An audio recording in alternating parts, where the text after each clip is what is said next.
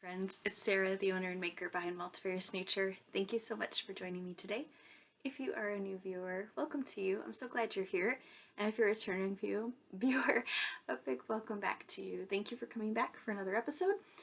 And we're going to dive in with works in progress. Works in progress. Oh my gosh, shop update. Bear with me, guys. I just got in after picking up the eggs. I usually do that when I get home if I can. Unless my husband has picked them up first, I usually go get the eggs from the chicken coop after I get home. And it was raining out today. It's a beautiful fall day. The colors are really starting to come in now. And it's cool out. It's in the 60s Fahrenheit.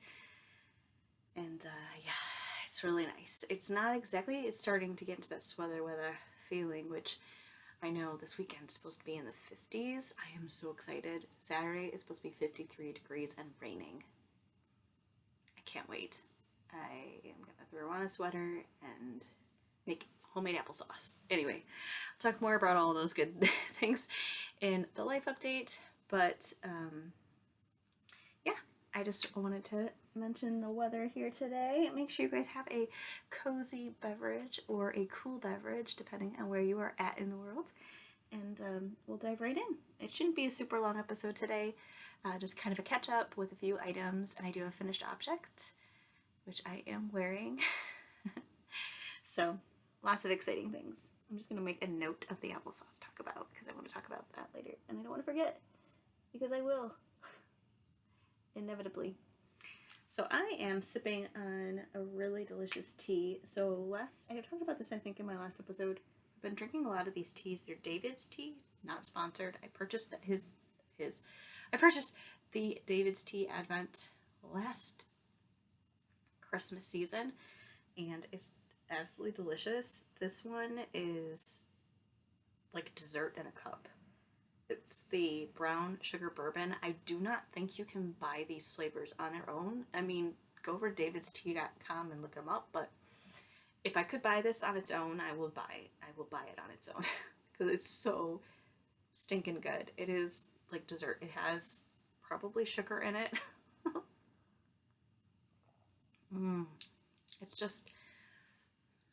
It's sweet and cozy, caramel tasting. Yeah, it's brown sugar bourbon.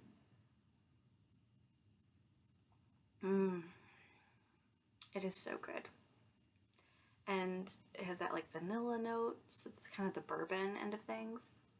I'm a big bourbon and whiskey fan, but I haven't consumed it in well over a year now.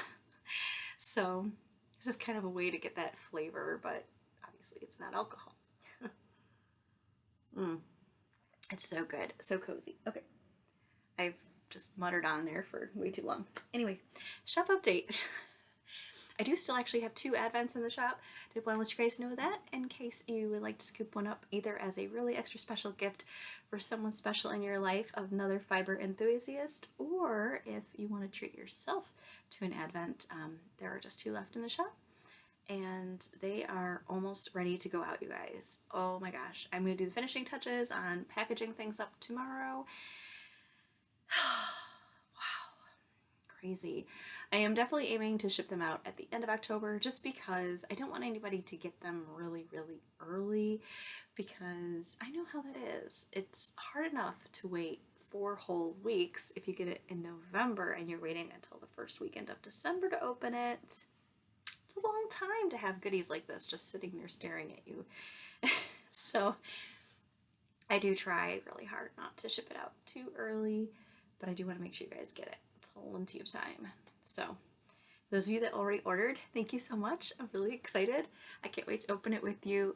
Again, this year's 2023 Advent is 4 sock sets. They're all one-of-a-kind colors that are dyed up specifically for Advent. And I'm debating, I think I might do another Advent spoiler video.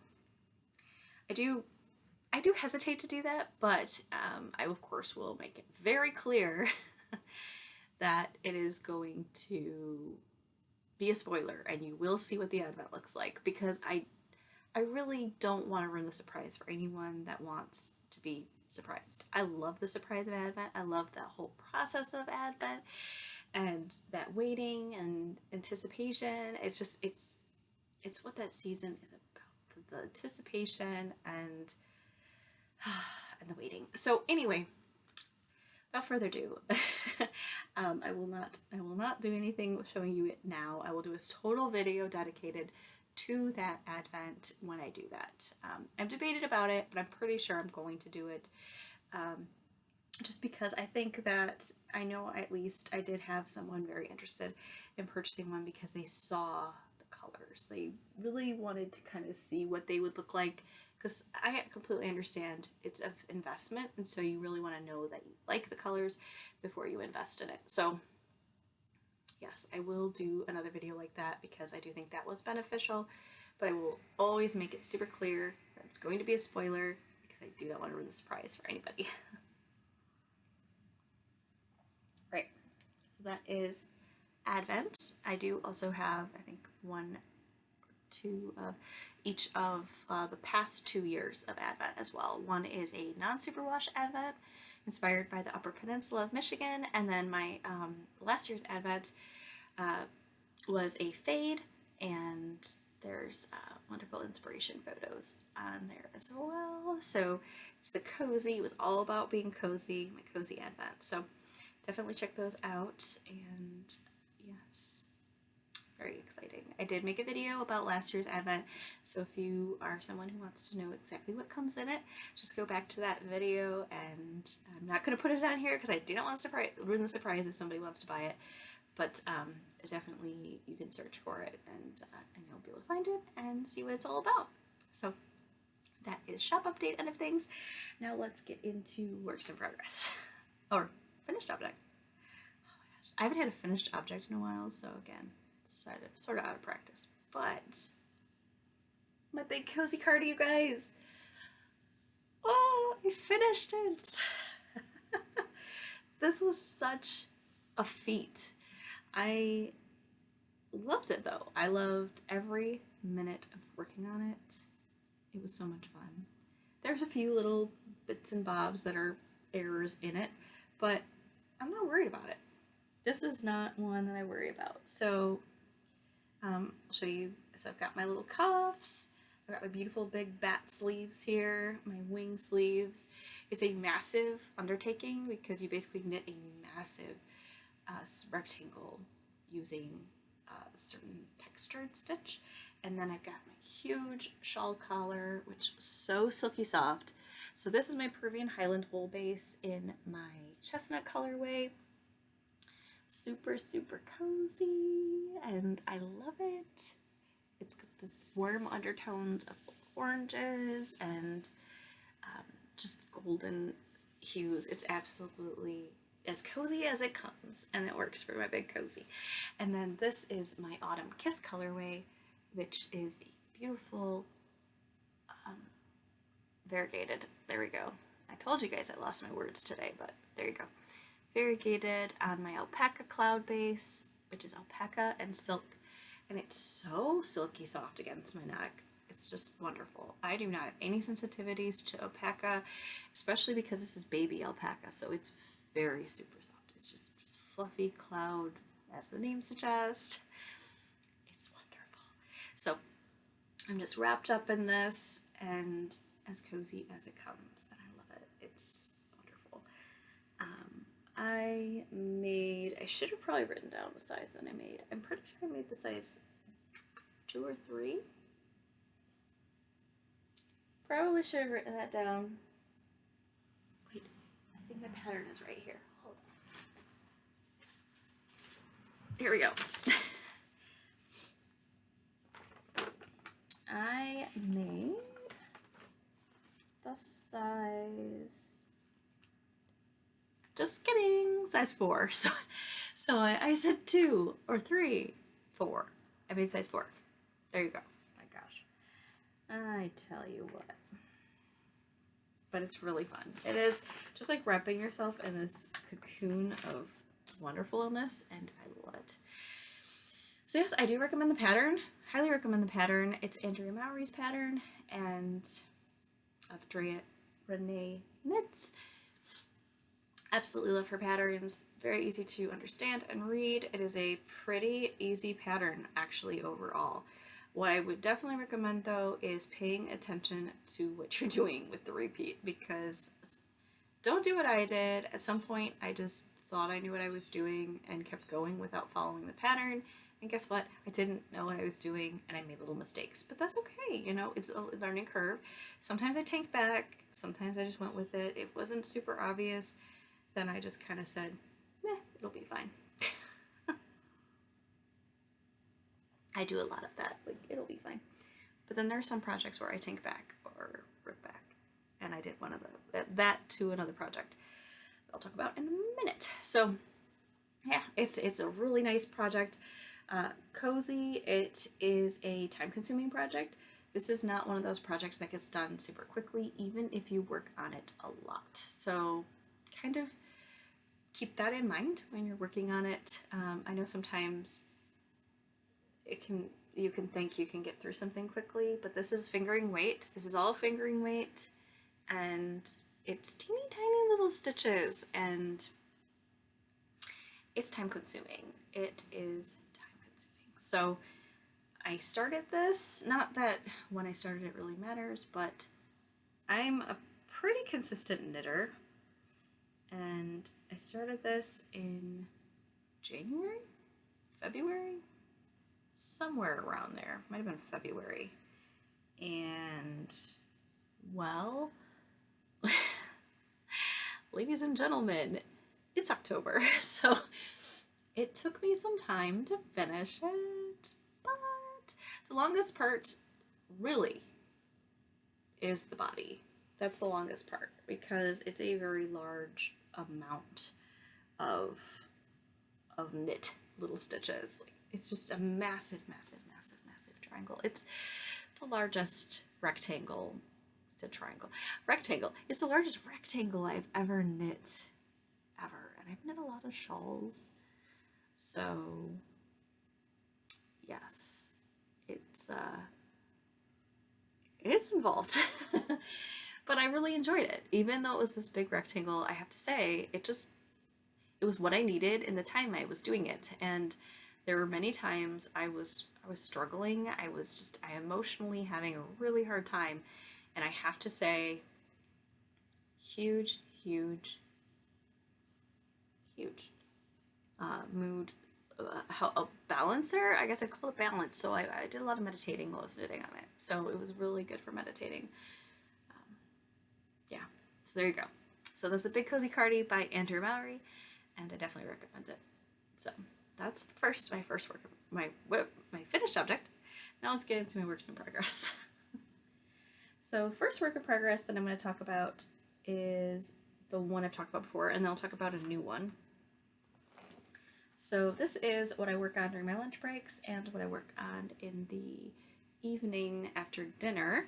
It's my birch pullover, again by Andrea Mowry, using Old Mill Yarn's merino base that I got. It is a light fingering, so I hold it double, and that creates a really good fingering weight. I know it's going to puff up and expand.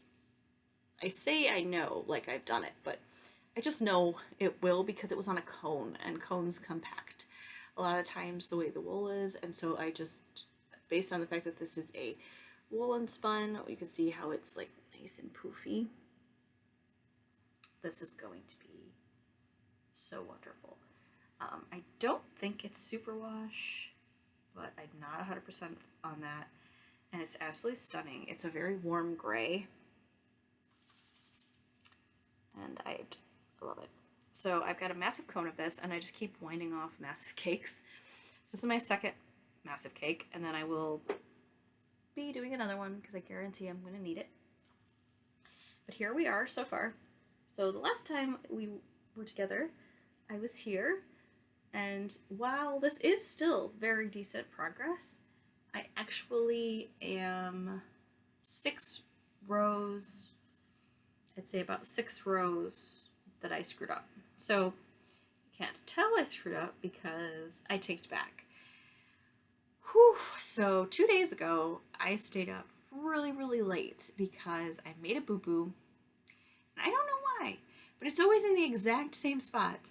So at the end of my row, so just before I hit my beginning of row marker, I don't know why, but I always manage to screw it up where I alternate the two stitches that create this half fisherman's rib. And I don't know why I do it, but in the same area, I always manage to do it when I do the error. That's where I do it. So I did that way back here, and then I ripped it out and put in a lifeline. That's where I learned my lesson with the lifeline. So this one, the boo-boo I made was 6 rows back from where I was. So I was like, okay, either I rip it back and then insert the needle in there and do that, which is extremely time consuming and stressful because half fisherman's rib, if the stitches get dropped, like multiple stitches in a row, it's very, very difficult to fix. I have yet to understand how to fix it. So what I did instead was I taped back, which means, for those of you that are newer to knitting, I literally unknit all of the stitches, 6 different rows of the stitches, which, like I said, this is light fingering, belt double. That's a lot of stitches, a lot. So it took me 2 hours, but I unknit those 6 rows, and then I reknit about 5 of the rows, I think. Actually, 5.5. I reknit 5.5 rows that night. I went to bed at midnight, which is extremely late for me. I do not normally stay up that late anymore. My body, it's not kind to me when I do that. So I did that, and then the following day, I was able to, in the morning, get it back to where I was the prior day, if that makes any sense. So I am technically 6 rows behind, but then again, I stayed up late knitting on it that one night, so I feel like it kind of evened itself out. I don't know why I am making such a justification of the time that it takes to make this. I think what I'm trying to point out is that I am really holding myself accountable in this project, because unlike many projects like this one, this beautiful textured stitch that there's just an abundance of, you can easily get away with hiding a mistake. Half fisherman's rib, which basically is ribbing that looks like stripes, if you screw it up, it's extremely obvious that you screwed it up. So as much as I do not like doing it, I taped back 6 rows, which, like I said, took 2 hours to do, but I'm really glad I did it, because I just know that when push comes to shove, when I am done with this, and the fact that it will look like this wonderful striped fluffy goodness, I will be very grateful that I did that. So there you go. It is a feat though, but I'm really enjoying it. It's another new learning experience. This is my first half fisherman's rib sweater, or half fisherman's rib anything, frankly. Why do a project that's small in a new stitch pattern? Why not do a whole garment? I watched a video by, who is it? I'm drawing a blank at her name at the moment, but she's the yarn dyer behind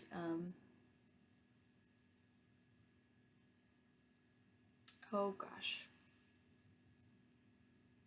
Fiber for the People. There we go. I got it, guys. Told you, words today gone. She is the yarn dyer behind Fiber for the People, and she's talking about, I think, new knitters and learning how to knit and what you should knit and things like that, or recommendations for what you should knit. And I know she was kind of saying you should start with like hats or scarves or something. But I have to say, and she said there are some people that just dive off the deep end and they knit a sweater and they just go for it, or a big cable work and they just do it. I'm that person. I am that person. I enjoy the challenge, and mind you, I might beat my head against the wall a few times when I do things because the learning curve can be quite strong. But I really enjoy the process of learning. I really do, and it's challenging, and I think the challenge of wanting to finish an item keeps me pressing on and helps me learn how to do the technique. So half fisherman's rib is not hard. It's not hard. It is easier than brioche. So I don't know. If you guys disagree with me, please let me know in the comments. But I think half fisherman's rib is much, much easier than brioche. It's a lot easier to read your stitches.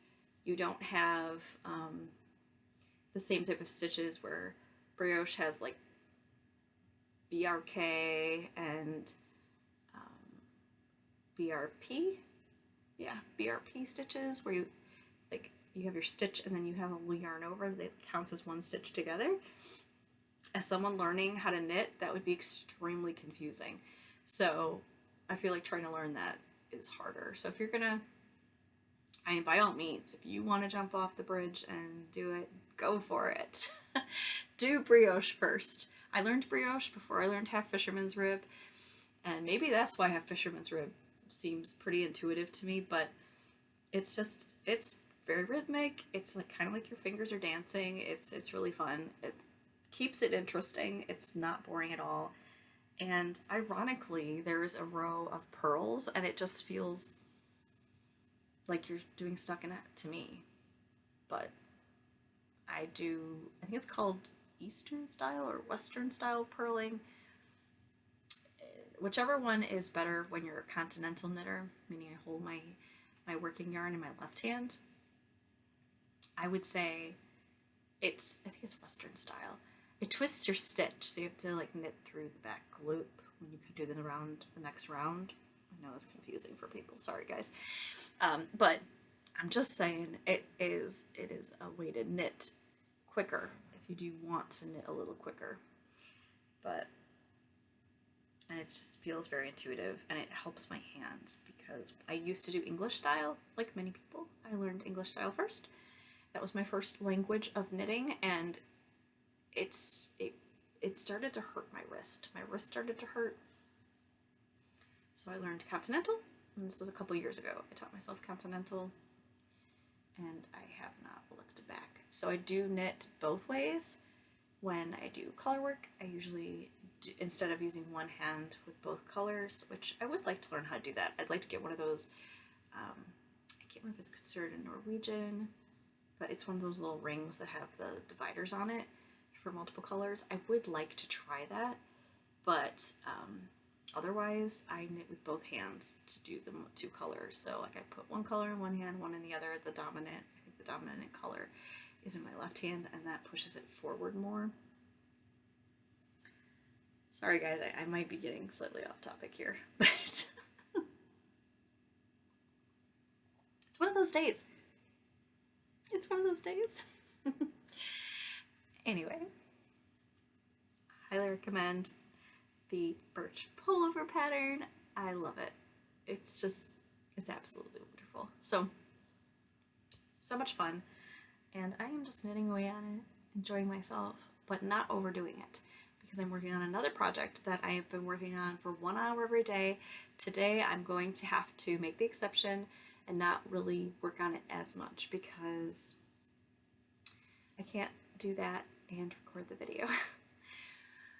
But I'll still be able to finish it in time because I am committed to it. I made the commitment to do it, and I hold strong to my commitments, so I will get it done.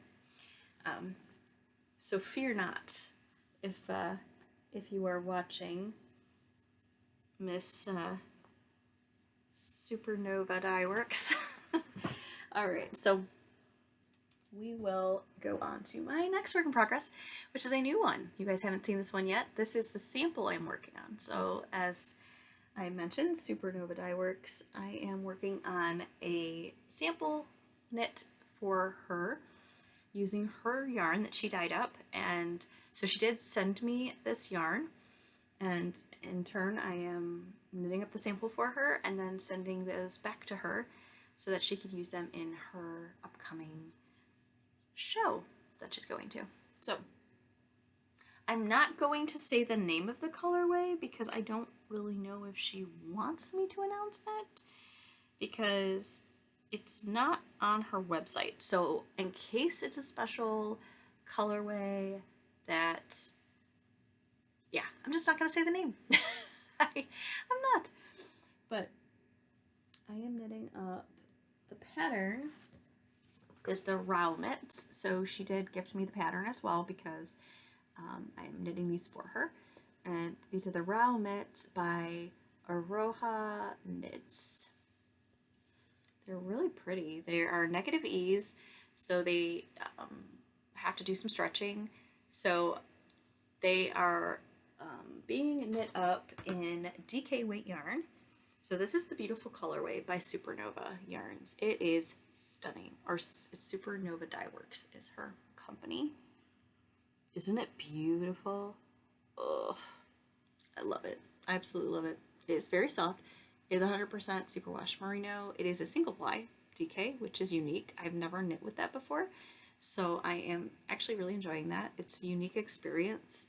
It's almost like knitting with really thick roving because it's like double thickness almost to fingering weight, and I normally knit with fingering weight. So this is kind of a treat because it goes a lot faster. It's beautiful. And so I knit up all of my front and backs of my mitts, and I mean, they look teeny tiny. Yeah, they are gonna, stretch. I have to block them, but they just seem so teeny tiny to me. But I followed the recipe. I followed it. So we will see. So now I'm at the point where I am doing the bottom cuff. So it's, I don't really want to give away the pattern either. I didn't pay for it, but it is a paid for pattern. So there is just some, I'm going to say garter stitch. It's garter stitch going on here. And then there will be the same thing on the top. And then I also am going to be adding a little thumb gusset that goes on the side as well. So I've made mitts before, but I've never done one with this type of construction. It's quite unique and absolutely beautiful. This colorway is stunning. It's working up amazing. You got all these wonderful different colors. She has some whites in here. Like she got some cream. We've got some orange speckling almost. It's kind of a little bit of orange. There's this beautiful teal color, and then a deep like navy and purple. It's just beautiful. I think it's probably a deep purple, but it reads as navy in different areas, probably where the teal and that purple intercede. It's just stunning. And I love the pattern. The pattern is a lot of fun. Like I said, I've been knitting on this regularly every day since this past weekend, and I'm just going to keep on going. My goal is to finish this over the weekend. That way I can get it blocked, washed and blocked, and sent back to her because she needs it by the 15th. So it was an extremely fast turnaround, but luckily they're just a little small pair of mitts. And normally I would not take on a sample with that kind of turnaround, but I can commit to something like this. She had a beautiful pattern for a shawl that she needed in the same time frame, and I would have totally volunteered to do it, but I just couldn't with that turnaround time. I know myself, and I do have my own commitments going on that I do need to do, like working on Advent and everything. So, but this I could take on. I do really like this little slip stitch type detailing going on here. It's so pretty. So yeah, so far I do recommend this pattern. I don't know if I would say this is a great beginner friendly pattern. She doesn't really hold your hand a lot, and if you're a new learner, it's better to have someone who holds your hand a little bit, just so you can really understand construction. But it is a unique construction so far. We'll see how it goes. I'm not done yet, but the side, because of the way you do the seaming, is really pretty. So yeah, very much enjoying it so far, and I'm really grateful that she chose me to work on it. It's a lot of fun, and I really enjoy helping another indie dyer and small business owner. I think it's fun, and it's a way that I can volunteer and give back and help others in this industry. So yeah, really beautiful. Really, really beautiful. Super talented. I've purchased other items from her before. She may not know that, but I actually did buy some yarn from her 2 years ago at the Michigan Fiber Festival, and I purchased some roving from her at the Michigan Fiber Festival 2 years ago. So that's kind of fun to help support someone in a unique way that just is basically volunteering your time, frankly, because she's paying for obviously the shipping and everything. So it really is me just volunteering my time, which I am happy to do, actually. All right, so that is that as far as works in progress. Now we can kind of get into some life update end of things, sort of thing. So if you want to stick around for that. But if not, that's totally fine. I'm really glad you joined me, and I look forward to chatting with you in the future. But if you do want to stick around, please do so. So first of all, how are you guys doing? What are you up to? Is it fall by you? Are you enjoying the fall colors? Oh my gosh, I love it so much. I do. It's really my favorite thing. I love fall.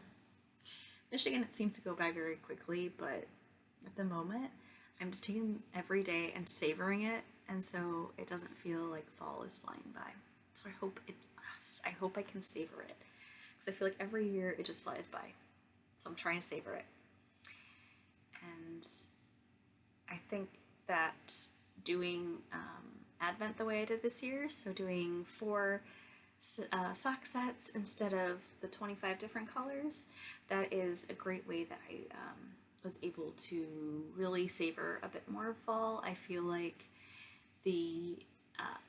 when you're getting ready to not only make the advents, but then the end of packaging things up, it can be very encompassing and doesn't really allow a lot of time to just take in your surroundings outside, because I work full-time outside of my part-time job. I just feel like I'm indoors a lot, and then I miss out on fall. So I'm really grateful that I decided to do the sock sets this year, because I feel like I'm really able to take in fall and all the beautiful intricacies of it. So I'd love to hear, what are some of your favorite things about fall? We went apple picking last weekend, which that is one of my absolute favorite things about fall, is apple picking.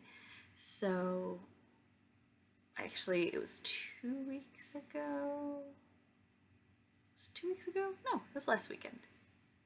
Oh my gosh. These weekends just go by quick sometimes. After I just said I'm savoring, and it went by so quick. But it was really fun. We went to a local apple orchard, and we picked a bunch of apples. A bunch. So I have a lot of grandiose plans for those apples. I like to do canning. I've just started canning last year, so I'm very new to it. So if you have any wonderful canning recipes, please put them in the comments below. I would love to hear about them. I am constantly learning. One in particular, I would really like to, I don't know, anything with apples. If you have any really good apple canning recipes. I kind of have a go-to for applesauce I've been making for a while. It's kind of my secret applesauce recipe. I don't really want to tell you guys. I'm sorry. If you ask me, I might share it with you.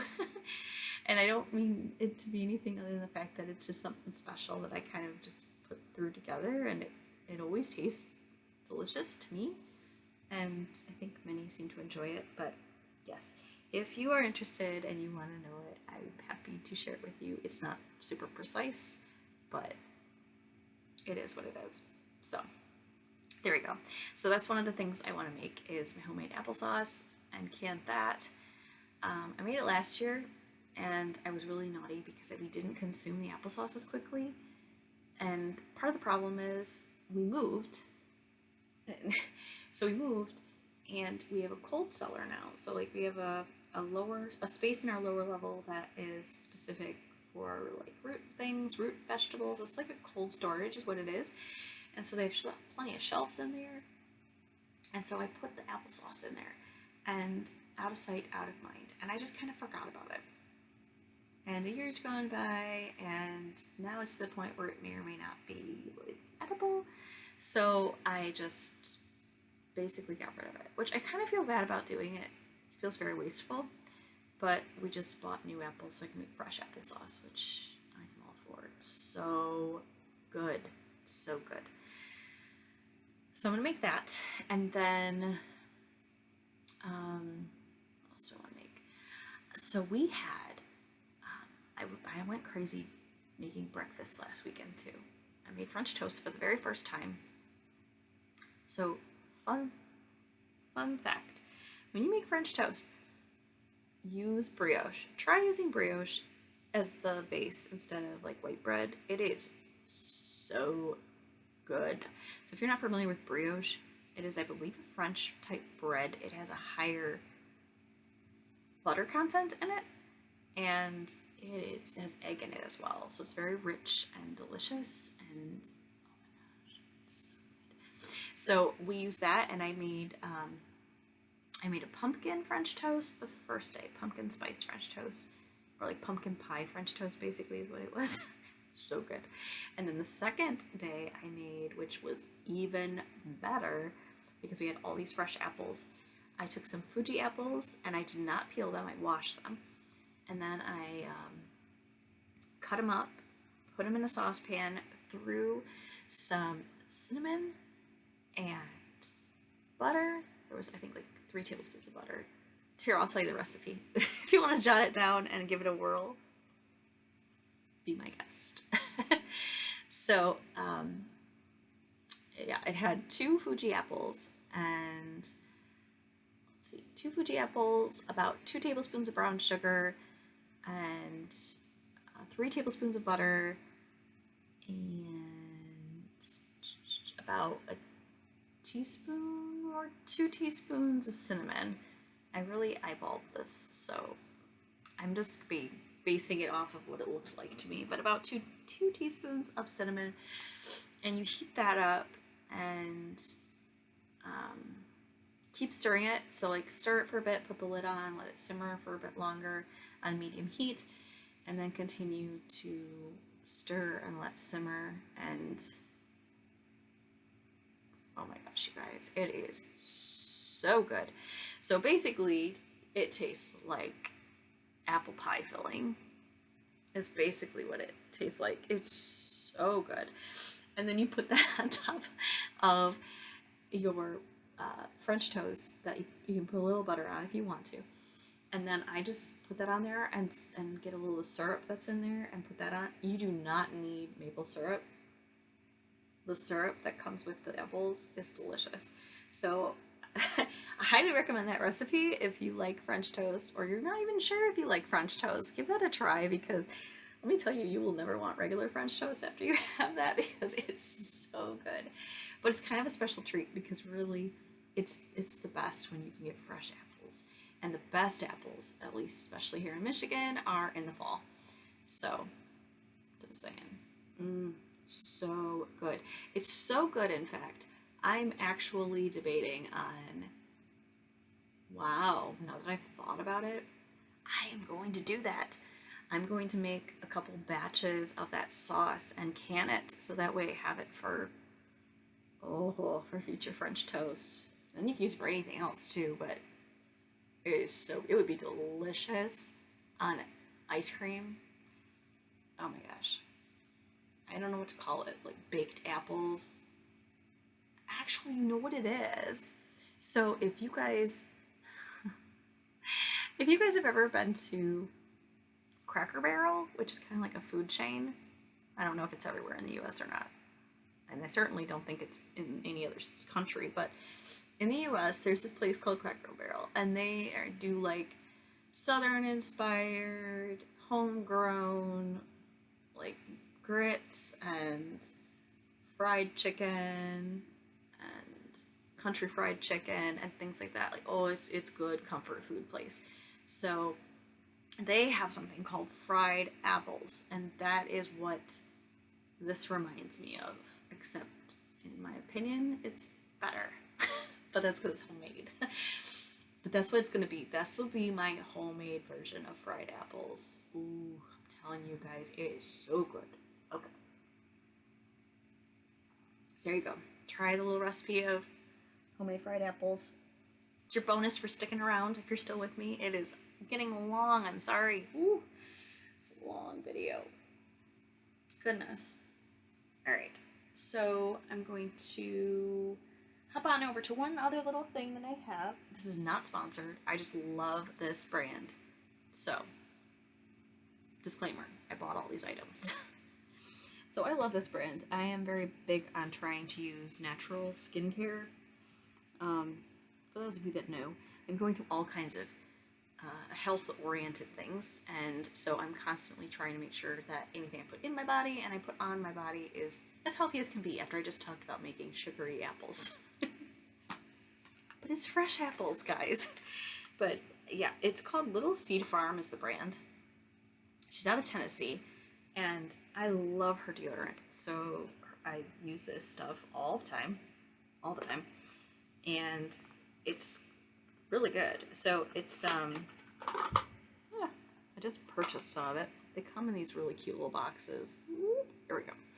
This is her deodorant cream. I showed this on my Instagram a while back. Not this one in particular, but a different one.